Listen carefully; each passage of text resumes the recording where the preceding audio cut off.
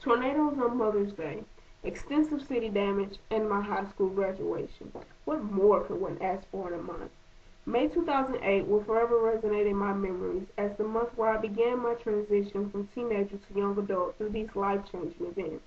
To many, May 2008 is just another month in the calendar year that holds no real significance in their lives. However, in my life, this month served as the turning point where I realized the importance of life, appreciating those around me, and how much devastation is brought by a weather system in a short time. May 2008 served as the culmination of my senior year in high school. During the year, my senior class participated in various activities together to celebrate our final year. From homecoming week to senior trivia night to the senior Olympics and the annual picnic. Each event brought us closer to the unforgettable senior week, which would occur during the final week of school in May. Unfortunately, our senior week will be met with terrifying circumstances. This week began with Mother's Day. Initially, when pondering the meaning of this holiday and the events that occurred to celebrate that individual who gave one life, it seems that nothing alarming nor life-threatening should take place. However, this Mother's Day was unlike any other that I ever witnessed in my lifetime. On the morning of Mother's Day, I woke at about 5:20 to strong wind and rain pounding my window. Assuming that this was just another strong thunderstorm, I turned my television to the local news station to see how long the storm would last. The events that took place immediately afterwards are, for the most part, a vivid blur. I remember what occurred and the atmosphere around me, but I have little to no recognition of the exact order by which all these events took place. I distinctly remember watching the weather station for less than a minute before the power went out. I realized, before the power went out, the Doppler radar showed an unusually strong weather system headed our way. Immediately following the power outage, my mother yelled for my brother and me to get up and put on some suitable clothing, for she knew that the winds were unlike any she'd ever heard. At this point, I started running back and forth through the house, tripping over furniture as I went. During that time, the sirens began to sound, but were barely audible due to the intense winds. I listened to the air outside, noticing that the wind shaking several windows and doors in my house sounded like a freight train. Realizing that other loved ones may not have heard the sirens, my mother and I frantically called friends and family members, telling them to get up and take shelter in a safe area. Over the course of 2 hours, we waited until the storm passed. At that point, my mother, brother, and I did not realize the devastation that the storm brought. But as we ventured around town, we discovered just how extensive the damage was. When the storm passed, we decided to drive to my aunt's house to ensure that she was well. Upon leaving our street, we initially perceived that the damage was very minimal. However, as we turned into another street, we realized that our perceptions were wrong. I began taking pictures of the damage that I saw. The huge Presidential Parkway sign, located around the corner from my house, was completely demolished. Power lines and cable wires were passed down everywhere. Traffic lights were ripped and thrown all around the area.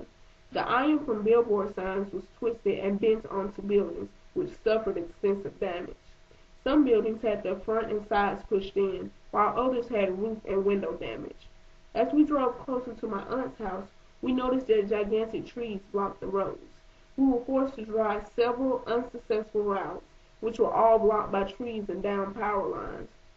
Our final solution forced us to take the longest route to her house. Along the way, I took more pictures of the devastation. After a while, my mother realized that she needed gas.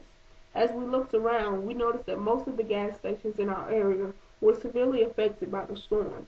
As a result of the tornado, the gas pumps had been ripped from their foundations and thrown all over the ground near the convenience stores.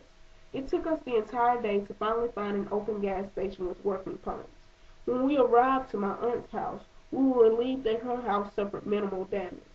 I was thankful that much of the damage, including down power lines and trees in her area, occurred in the streets and not people's homes.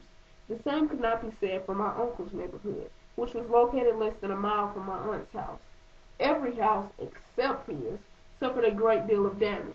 In front of his house, huge trees, which he was in preparations to cut down, were uprooted. Almost every other house had at least one tree that went through it. In the next coming days, I would witness much of the same damage in other areas, but no loss of life. As I began to become more acclimated to the storm damage, I began to ponder about the condition of my school. Once the route to my school was cleared, I traveled there to see if it suffered any damage. To my amazement, I noticed that the school and the area around it was not spared. Macon State College, which is located on the road to my high school, received heavy wind damage that resulted in a high percentage of tree and building damage. The roof of a house located across the street from my school was gone, and the stop signs in front of my school were bent almost completely downwards. Although the school was blocked, I could see the debris from school signs, and the roof was everywhere around the school. A couple of days later, photos of school damage was released. I was shocked that the officers' ROTC trailer had been rammed into the condominium area, and much of the gymnasium roof had been ripped off. In addition, the doors leading to the senior courtyard were torn from their hinges. There was also extensive water damage throughout the building. Even though the report of the school's damage was grim, I was still optimistic that I would be able to have senior week and experience the final week of high school there. Unfortunately, my optimistic thoughts were quickly obliterated when I was told that the school would be shut down for the remainder of the school year and that senior week was canceled. Students were moved to another high school to finish testing, but seniors were told that the next time they should be seen would be at graduation rehearsals at the Macon Coliseum. I was deeply depressed by the news, but looked forward to graduation, since I was the valedictorian. Graduation occurred with few problems, and my friends and I parted ways as they began college early the following month. Although I was not fortunate enough to spend the final week of school with my friends, I was happy that their lives, as well as the lives of my family and me, were spared.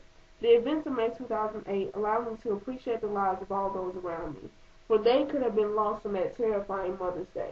Through these events, I realized the importance of life and how quickly it can be altered in a matter of minutes.